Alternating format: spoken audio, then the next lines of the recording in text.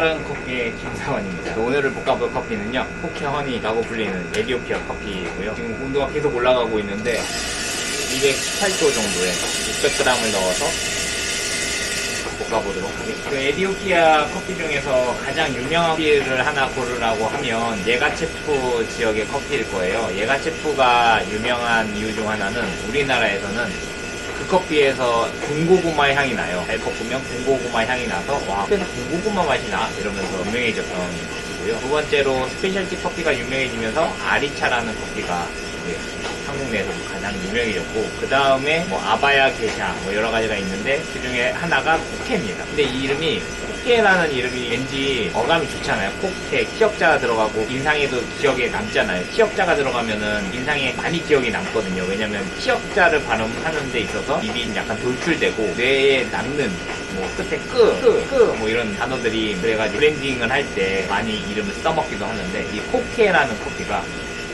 이름이 뒤에 포케 허니라는 이름으로 해가지고 유통이 되기 시작했어요. 근데 포케 허니 하면 이제 우리가 허니 하면 허니 프로세싱이라고 해가지고 북미에서 유행 중인 커피 프로세싱이 있는데 그 프로세싱이라고 생각하는데, 이 포케는 내추럴 프로세싱이고 포케 허니는 이제 커피에서 꿀맛이 날 것 같은 이름이어가지고 굉장히 유명해졌고요. 실제로 에디오피아 커피들이 먹어보면 굉장히 달콤해요. 이 달콤한 이유 중 하나가 이 안에 뭐 특별한 게 들어있는 건 아니고 달콤한 향들이 많이 들어있고, 콩이 또 에디오피아 커피들은 작아요. 작으면 어떻게 되겠어요? 로스팅하는 도중에 갈변이 많이 되겠죠. 갈변이 많이 되면 갈색 변화된 세포들이 많은데, 이 갈색 세포가 많으면 다른 게 아니라 단맛이 많이 돌게 되어 있어요, 커피. 그래서 우리가 갈색 세포가 많이 들어있는 이 커피 중 생두 모양 중 하나는 피베리예요. 피베리는 땡글땡글하게 생겼거든요. 땡글땡글한 걸 로스팅하다 보니까 이제 로스팅도 잘 굴러가잖아요. 이 드럼 안에서 잘 굴러가니까 이제 로스팅도 잘 되고, 갈색 세포들이 많이 갈변되다 보니까 달콤한 향들이 우리 코 안에서 좀 더 많이 느껴져서 커피가 달콤해지는 거죠.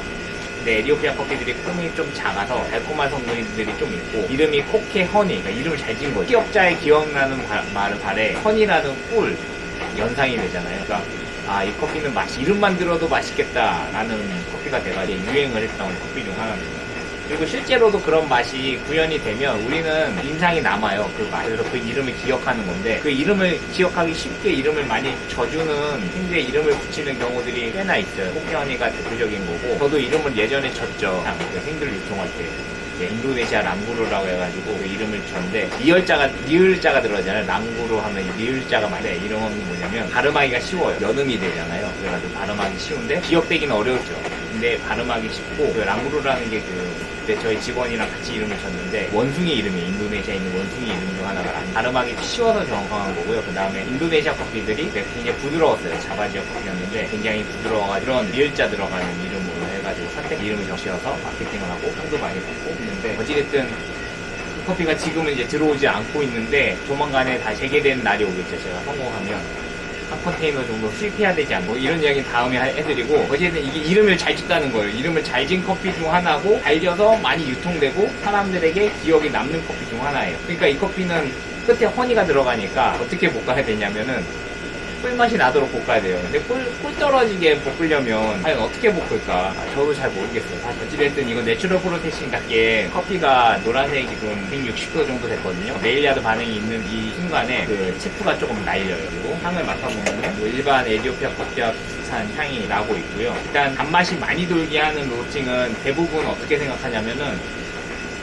커피를 베이크 시키면 단맛이 많이 들 거라고 예상을 해요. 근데 저는 어떻게 생각하냐면, 갈변이 잘 되는 거는 기본이고요. 베이크 시키면 향미 손실이 있어가지고 베이크보다는 커피의 겉과 속을 짧은 로스팅 시간 안에 동일하게 만들어줘야 된다고 생각해요. 그래야지 갈았을 때 겉과 속의 차이가 안 나야 잘 갈릴 뿐만 아니라 기분이 세포가 잘 열려서 그 갈색 세포들이 물에 잘 떨어질 수 있다고 생각하기 때문에, 로스팅을 어떻게 해야 되냐면 겉과 속이 차이 안 나는데 빠르게 로스팅 할 수 있는 방법을 취해야 된다. 그럼 어떻게 해야 되냐? 열풍의 비율이 높아야 된다.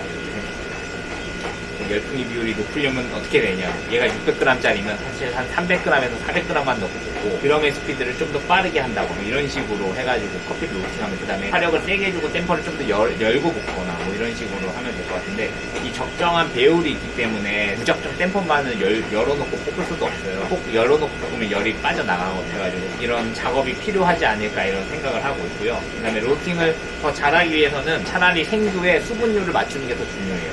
수분율을 좀 낮춰서 커피가 잘 보고 있는 상황, 속까지 이런 상황을 만드는 게 중요하다고 봅니다.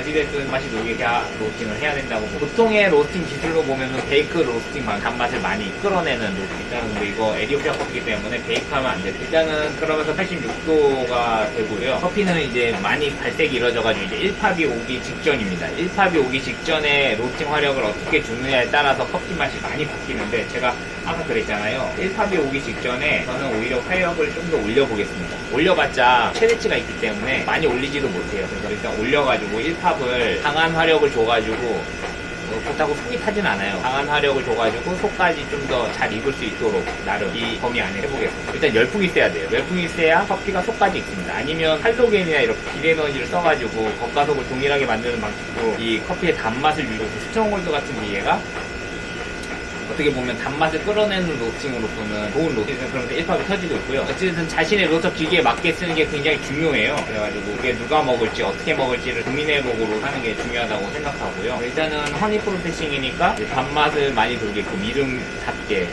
볶는 거고요. 1팝일 때 제가 화력을 더 준다고 했잖아요. 이미 화력을 더 줬고요.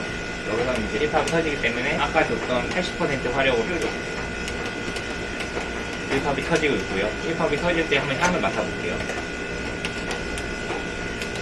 달콤한 향은 모르겠는데 어찌됐든 에티오피아 향이 나고요. 1팝이 잘 터지고 있습니다. 1팝이 잘 터지면서 이제 커피의 형태가 변화가 이루어지면서 여러 가지 향들이 나기 시작하는 건데, 그 타이밍을 잡기 위해서 화력을 이제 껐습니다.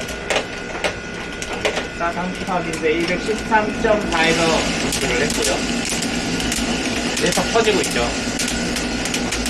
1팝 터지고 있고, 1팝이 끝나지 않고 한 80%에서 90% 정도 됐을 때 저는 한 거고요. 내추럴 계열 커피여서 이렇게 배출할 수 있는 거예요. 내추럴 계열 커피는 이제 생수 끝에 당 성분이 많아가지고 색깔이 빨리 변하거든요.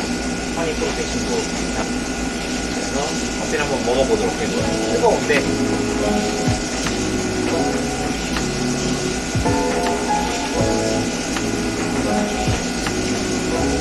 신맛도 나면서 단맛도 나고 잘 먹으면 맛있는 것 같은 커피입니다. 나쁘지 않고요. 어쨌든 오늘 쿠키허니 로스팅을 이제 마치게 됐고요. 잘 볶아가지고 이제 고객님께 선보이면 될 것 같아요. 시청해주셔서 감사합니다.